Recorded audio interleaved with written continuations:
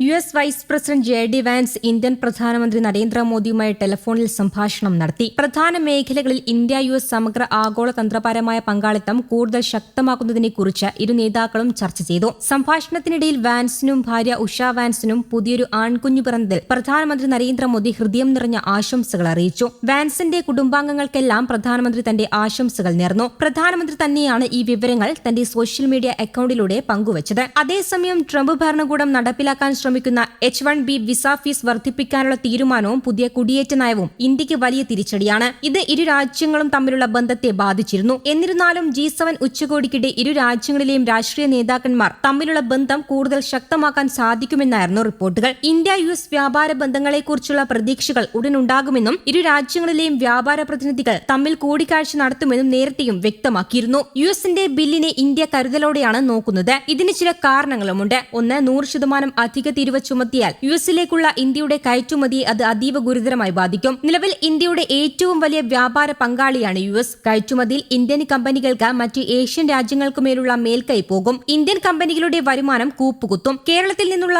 സമുദ്രോൽപ്പന്നം, സുഗന്ധവ്യഞ്ജനങ്ങൾ, വസ്ത്രം തുടങ്ങിയവയുടെ കയറ്റുമതിയെ ബാധിക്കും. 2, നേരത്തെ 50% തീരുവ ചുമത്തിയപ്പോൾ തന്നെ ഇന്ത്യയും യുഎസും തമ്മിലെ ബന്ധം ഉലഞ്ഞിരുന്നു. മോദിയും ട്രംപും തമ്മിലെ സൗഹൃദത്തിലും വിള്ളലുകളുണ്ടായി. 100% തീരുവ ഏർപ്പെടുത്തിയാൽ ബന്ധം കൂടുതൽ മോശമാകും. 3, ഇന്ത്യയും യുഎസും തമ്മിലെ ഉഭയകക്ഷി വ്യാപാര കരാർ യാഥാർത്ഥ്യമാക്കാനുള്ള ചർച്ചകൾ ഇനിയും കഴിഞ്ഞിട്ടില്ല.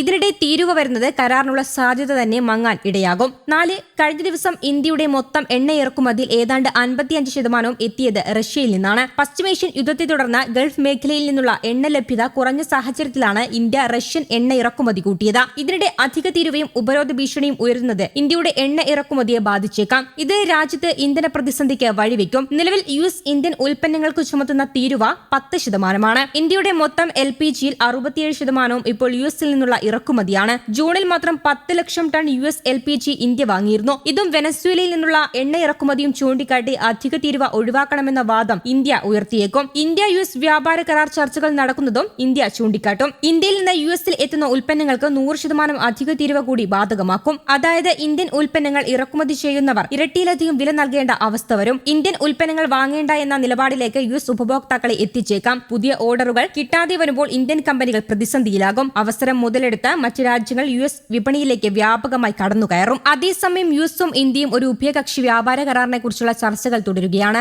ജൂലൈയിൽ ഒരു മുതിർന്ന US ഉദ്യോഗസ്ഥൻ പറഞ്ഞതുപോലെ 3 മുതൽ 4 മാസത്തിനുള്ളിൽ കരാർ ഒപ്പുവെക്കാൻ സാധ്യതയുണ്ട്. വ്യാപാരത്തിന് പുറമെ പ്രതിരോധം, ഊർജ്ജം, നിർണായക സാങ്കേതിക വിദ്യകൾ, നിർണായക ധാതുക്കൾ, വിതരണ ശൃംഖലകൾ എന്നിവയിലുടനീളം സഹകരണം വികസിപ്പിക്കുന്നതിനും ഇന്ത്യയും യുഎസും പ്രവർത്തിക്കുന്നു. വിശാലമായ ഉഭയകക്ഷി ബന്ധത്തെ സമഗ്രമായ ഒരു ആഗോള തന്ത്രപരമായ പങ്കാളിത്തമെന്നാണ് ഇരുപക്ഷവും വിശേഷിപ്പിക്കുന്നത്. ഇന്ത്യ റഷ്യൻ എണ്ണ വാങ്ങുന്നതിൽ വർദ്ധിച്ചുവരുന്ന അഭിപ്രായ വ്യത്യാസങ്ങളിലും വ്യാപാര ചർച്ചകൾ നടത്തുന്നതിനിടയിലാണ് പ്രധാനമന്ത്രി മോദി വാൻസുമായുള്ള സംഭാഷണം നടത്തിയത്. NGOകൾ, ട്രസ്റ്റുകൾ, വിദ്യാഭ്യാസ സ്ഥാപനങ്ങൾ, മതസംഘടനകൾ എന്നിവയ്ക്ക് ലഭിക്കുന്ന വിദേശ സംഭാവനകളെ നിയന്ത്രിക്കുന്ന ഇന്ത്യയുടെ നിയമങ്ങളിൽ നിർദ്ദേശിക്കപ്പെട്ട ഭേദഗതികളെക്കുറിച്ച് ഒരു US നിയമസഭാംഗം ആശങ്ക ഉന്നയിച്ചതിന് ദിവസങ്ങൾക്ക് ശേഷമാണ് JD വാൻസിൽ നിന്നും ഫോൺ കോൾ വന്നതും സംശയങ്ങൾ ഉയർത്തുന്നതും.